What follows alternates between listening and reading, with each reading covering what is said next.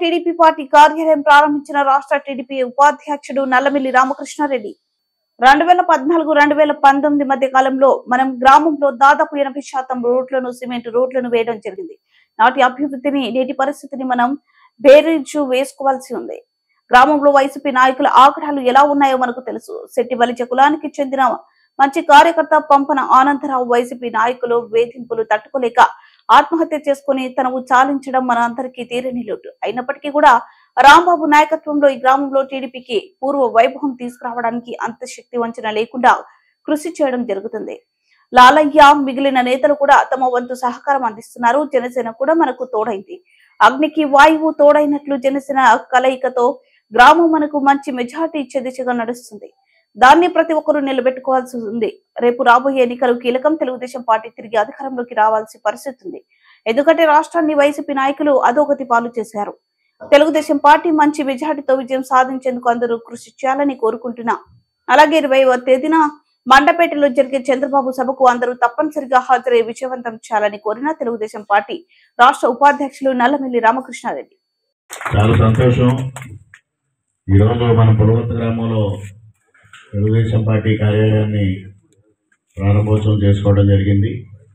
మరి కార్యక్రమానికి ముఖ్య అతిథిగా ఇచ్చేసి వారి అమృత హస్తాల మీదుగా ఈ కార్యాలయాన్ని ప్రారంభించిన తెలుగుదేశం పార్టీ జోన్ 2 ఇన్ఛార్జ్ పెద్దల మదలపు రవి గారికి, మన నియోజకవర్గ పరిశీలకులు ఒక ఆనంద్ సాగర్ గారికి, వేదిక పైన ఉన్న తెలుగుదేశం పార్టీ నియోజకవర్గ పెద్దలకు, వేదిక ముందున్న తెలుగుదేశం పార్టీ కుటుంబ సభ్యులకు, మీడియా మిత్రులకు అందరికీ పేరు పేరున హృదయపూర్వక నమస్కారాలు.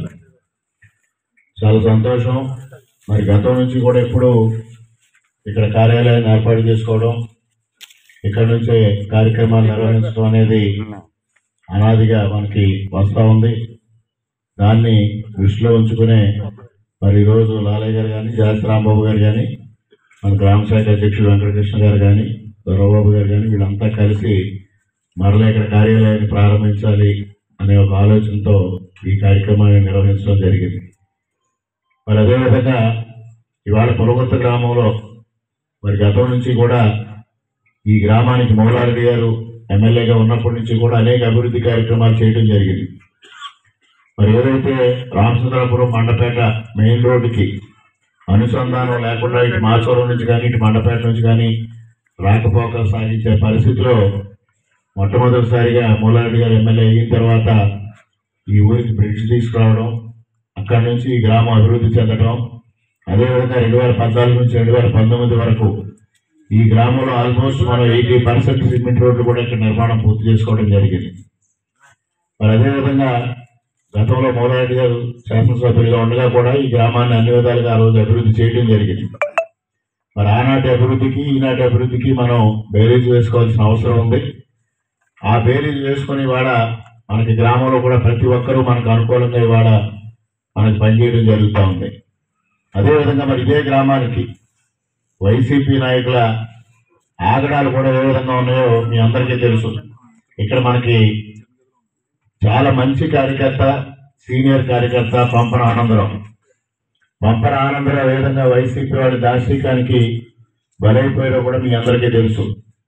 వైసీపీ నాయకుల వేధింపులకి పోలీసులు వేధింపులు తోడై మరి ఆత్మహత్య చేసుకోవడం కూడా మనందరినీ ముఖ్యంగా కలిసివేసింది. ముఖ్యంగా బలహీన వర్గాలకు చెందిన శెట్టిబెద్ది కులానికి చెందిన పంపన ఆనందరావు ఆ విధంగా మరణించడం కూడా మనందరికీ తీరం లోటు. చాలా సిన్సియర్గా మన కార్యకర్తను ఆ విధంగా వైసీపీ నాయకులు పట్టున పెట్టుకోవడం కూడా జరిగింది. అయినప్పటికీ కూడా మరి రాంబాబు గారి నాయకత్వంలో ఈ గ్రామంలో మరి తెలుగుదేశం పార్టీని మరలా పూర్వవైభవం తీసుకురావడానికి ఆయన శక్తివంచన లేకుండా కృషి చేయడం జరుగుతూ ఉంది. మరి అదేవిధంగా మనకి మరి మాజీ సర్పంచ్ లాలయ్య గారు, మిగిలిన పెద్దలందరూ కూడా తోడయ్యారు. అదేవిధంగా ఇవాళ జనసేన కూడా మనకు తోడైంది.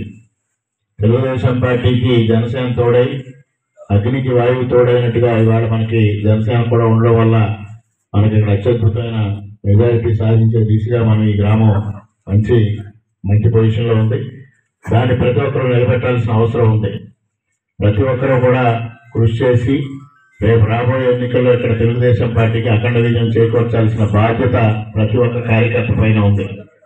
మరి అదేవిధంగా మీ అందరినీ సవినయంగా కోరుకునేది ఏంటంటే రేపు రాబోయే ఎన్నికలు చాలా కీలకం.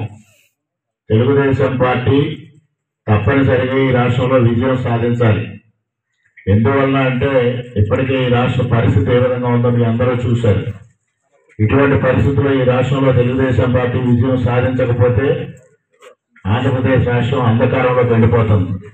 భవిష్యత్తు ప్రయోజనాలు దృష్టిలో ఉంచుకునే ఇవాళ పవన్ కళ్యాణ్ గారు మనకు తోడుగా నిలవడం జరిగింది. చంద్రబాబు నాయుడు గారు ఆపద సమయంలో ఆయన బాధ్యత నుంచి ఆయన తెలుగుదేశం పార్టీతో పొత్తు పెట్టుకుని తెలుగుదేశం పార్టీ జనసేన కలిసి పోటీ చేస్తాయని ప్రకటించడం కూడా జరిగింది. దాంట్లో భాగంగానే మన నియోజకవర్గంలో కూడా జనసేనతో ఎటువంటి పరపక్షాలు లేకుండా చక్కటి సమన్వయంతో మనం ముందుకు సాగుతా ఉన్నాం. భవిష్యత్తులో కూడా మీ అందరూ ఆ సమన్వయాన్ని పాటించాలి. తప్పనిసరిగా మనం రేపు భవిష్యత్తులో ఎన్నికల్లో విజయం సాధించే దిశగా మీ అందరూ కృషి చేయాలని మీ అందరికీ సవినయంగా విజ్ఞప్తి చేసుకుంటూ మరి ఇవాళ మరొక ముఖ్య విషయం, ఇవాళ దీంతో పాటుగా మండల నాయకులందరినీ కూడా ఇక్కడికి రమ్మన్న విషయం, ఎల్లుండి 20వ తారీఖు చంద్రబాబు నాయుడు గారి బహిరంగ సభ రాష్ట్ర మండపేటలో జరుగుతూ ఉంది. మనకి కోతవేడు దూరంలో ఈ బహిరంగ సభ జరుగుతూ ఉంది మన అనపర్తి మండలానికి. యాక్చువల్గా మనందరం గోపాలపురం వెళ్లాల్సిన అవసరం ఉంది. మరి ఏ పార్లమెంటు పరిధిలో ఆ పార్లమెంటు పరిధిలో జరుగుతూ ఉంది. మనందరం గోపాలపురం వెళ్లాల్సిన అవసరం ఉన్నా ఇవాళ మన మండపేట బహిరంగ సభ కూడా విజయవంతం చేయాల్సిన బాధ్యత మన అనపర్తి మండలం తెలుగుదేశం పార్టీ కార్యకర్తలకు అందరికీ ఉందని కూడా ఈ సందర్భంగా మీకు తెలియజేసుకుంటూ ఉన్నా. ఎల్లుండి సాయంత్రం మనందరం కూడా 3 గంటలకి మండపేట బహిరంగ సభకి హాజరై ఆ బహిరంగ సభను విజయవంతం చేయాలి. ఏ విధంగా వెళ్ళాలి ఏంటి అనేది మీ అందరికీ మళ్ళీ సవివరంగా రేపు ఫోన్ చేయడం జరుగుతుంది. ముఖ్యంగా నేను రాంబాబు గారు కానీ లాలయ్య గారు కానీ చెప్పేది ఏంటంటే ఇక్కడికి 2 కిలోమీటర్ల దూరం మాత్రమే మండపేట. ఈ గ్రామం నుంచి కనీసం 500 మంది మనకి మండపేట బహిరంగ సభకు హాజరు కావాలని ఈ సందర్భంగా మీ నాయకులు ప్రభుత్వ నాయకులందరికీ విజ్ఞప్తి చేసుకుంటా ఉన్నా. అదేవిధంగా జనసేన నాయకులు కూడా తెలియజేసేది అంటే మీ క్యాడర్ అంతా కూడా రేపు బహిరంగ సభకి ఈ గ్రామం నుంచి పెద్ద ఎత్తున తరలి రావాలి. మిగిలిన మండలం అంతా కూడా 3000-4000 వచ్చినా మీ నుంచి మాత్రం 5 మంది ఉండాలనేది మీ అందరూ అదనంగా విజ్ఞప్తి చేసుకుంటారు. మరి ఇప్పుడు మండపేటలో ఎల్లుండి బహిరంగ సభకు సంబంధించి సమాన కారణం సమయం చాలా తక్కువగా ఉన్న పరిస్థితుల్లో మరి ప్రసంగాలు చాలా క్లుప్తంగా చేసి ఆ కార్యక్రమానికి హాజరు కావాలి. కాబట్టి ముందుగా మోకా ఆనంద్ సాగర్ గారిని సందేశం ఇవ్వాల్సిందిగా కోరుతున్నాను.